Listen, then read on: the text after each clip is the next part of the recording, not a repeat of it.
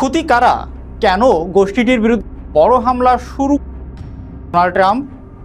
যুক্তরাষ্ট্র ইয়েমেনের হুতি বিদ্রোহীদের বিরুদ্ধে বড় সামরিক অভিযান শুরু করেছে, যার ফলে অন্তত ৩১ জন নিহত হয়েছে।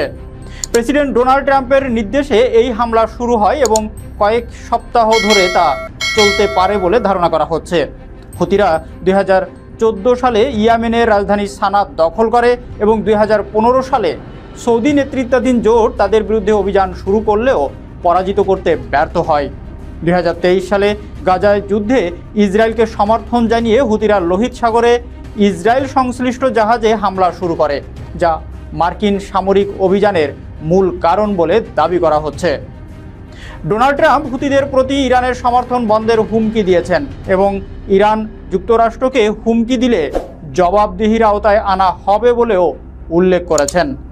হুতিরা মার্কিন হামলাকে যুদ্ধ অপরাধ বলে অভিহিত করে পাল্টা প্রতিশোধের হুমকি দিয়েছেন। বিশ্লেষকরা মনে করছেন এই অভিযান হুতিদের দমন করতে পারবে না এবং এর কোনো কার্যকর সামরিক বা রাজনৈতিক ভিত্তি নেই।